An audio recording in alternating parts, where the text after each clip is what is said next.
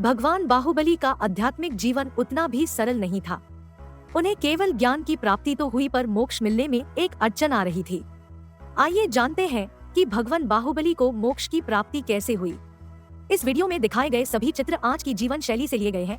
इनमें से कोई भी चित्र भगवान के किसी भी रूप को नहीं दर्शाता है। इसमें सभी फोटो और वीडियो सिर्फ आसान व्याख्या और उदाहरण के तौर पर लिए गए हैं और किसी की भी धार्मिक आस्थाओं को ठेस पहुंचाना इस वीडियो का उद्देश्य नहीं है। जय जिनेंद्र। आज तीसरा अध्याय है बाहुबली भगवान का संसारिक त्याग और मोक्ष की प्राप्ति।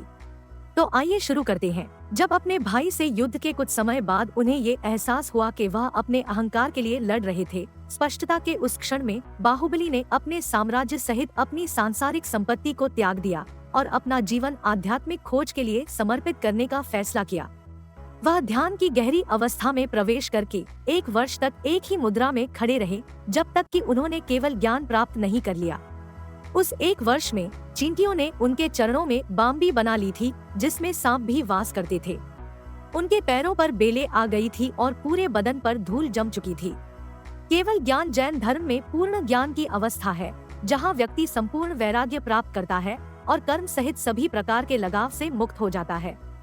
बाहुबली भगवान की आध्यात्मिक यात्रा यही समाप्त नहीं हुई। इतनी कठोर तपस्या के बाद भी उन्हें अभी भी मोक्ष नहीं मिला था, क्योंकि उनके अंदर एक शल्य था कि वो जिस धरती पर खड़े होकर ध्यान लगा रहे हैं वो उनके भाई भरत की है। तब उनके भाई आकर उन्हें बताते हैं कि अब वो भी चक्रवर्ती नहीं बनना चाहते, क्योंकि जब वे चक्रवर्ती शिला पर अपना नाम लिखने गए तो उन्हें जगह ही नहीं मिली। इतने चक्रवर्ती पहले ही हो चुके थे। तो अब भरत ने भी ये फैसला लिया कि वो भी आध्यात्मिकता की राह पर चलेंगे और उनके भाई बाहुबली से कहा कि ये जमीन न मेरी है और न ही किसी और की। इस बात को सुनते ही भगवान बाहुबली के मन का शल्य दूर हो गया और उन्हें मोक्ष की प्राप्ति हो गई। अंततः उन्होंने जन्म और मृत्यु के चक्र से पूर्ण मुक्ति प्राप्त की, जो भौतिक संसार की पीड़ा से मुक्ति है। इस वीडियो में हमने जाना कि किस प्रकार भगवान बाहुबली को केवल ज्ञान की प्राप्ति हुई और कैसे वह मोक्ष को गए। हमने यह भी जाना कि तपस्या के दौरान उन्हें कितनी परेशानियां हुई, पर उन्होंने उस पर ध्यान नहीं दिया और अपनी साधना जारी रखी। आज बाहुबली भगवान को एक आध्यात्मिक प्रतीक और आंतरिक शांति की तलाश करने वालों के लिए प्रेरणा माना जाता है।